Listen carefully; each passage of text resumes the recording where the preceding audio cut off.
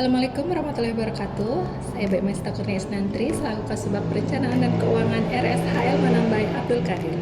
Dalam kesempatan ini, saya akan memaparkan sedikit mengenai perencanaan anggaran yang transparan dan akuntabel, khususnya di Rumah Sakit HL Manambai Abdul Qadir. RSMA merupakan organisasi perangkat daerah di bawah pemerintah Provinsi NTB yang bergerak di bidang pelayanan kesehatan. Berstatus sebagai rumah sakit tipe C dan telah terakreditasi paripurna, RSMA merupakan RS rujukan regional yang senantiasa berkomitmen memberikan pelayanan kesehatan terbaik bagi masyarakat Sepulau Sumbawa. Sebagai pusat rujukan, RSMA terus berupaya meningkatkan kompetensi SDM dan mutu layanan guna memastikan akses pelayanan kesehatan yang optimal, merata, dan berkelanjutan bagi seluruh lapisan masyarakat.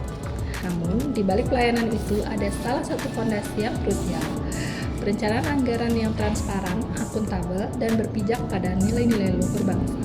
Karena sebagai institusi layanan publik, RSMA harus memastikan bahwa setiap rupiah dalam perencanaan penganggaran benar-benar berpihak pada kebutuhan real dan pelayanan yang adil.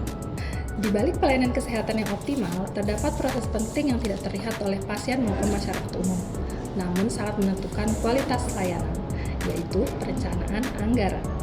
Dalam praktiknya, perencanaan anggaran di RSMA belum sepenuhnya ideal. Untuk kondisi saat ini, perencanaan anggaran di RSMA belum sepenuhnya mencerminkan kebutuhan real dari setiap unit. Hal ini disebabkan oleh kurangnya sistem data yang terintegrasi dan keterbukaan informasi lintas unit. Padahal, kondisi ideal yang kita harapkan adalah anggaran yang disusun berbasis pada data kebutuhan nyata serta kinerja masing-masing unit. Sebuah sistem informasi anggaran yang transparan, terbuka, dan mudah diakses oleh seluruh pihak terkait di lingkungan RSMA. Namun, beberapa isu utama menghambat tercapainya kondisi ideal tersebut. Yang pertama, penyusunan anggaran tidak mencerminkan kebutuhan real. Hal ini terjadi karena belum adanya sistem pengumpulan dan analisis data yang terintegrasi antar unit. Yang kedua, ketidakjelasan prioritas penggunaan anggaran.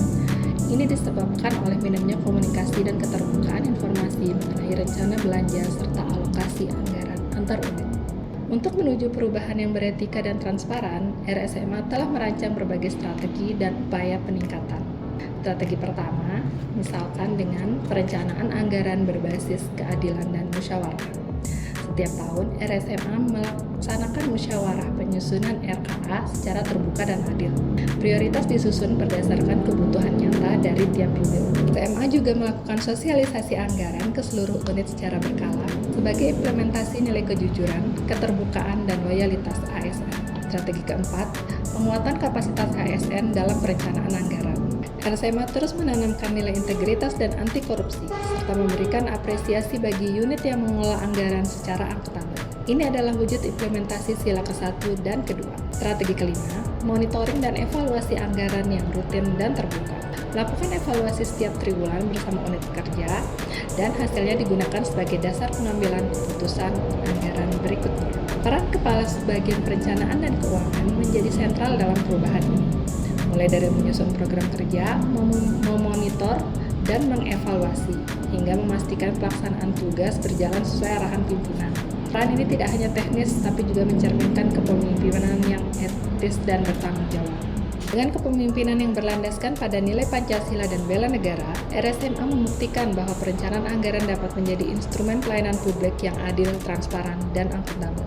Dengan komitmen bersama seluruh ASN, RSMA siap menjadi teladan perubahan dalam tata kelola keuangan publik yang profesional dan beretika. Demikian sekilas penjabaran saya tentang perencanaan keuangan yang transparan dan akuntabel.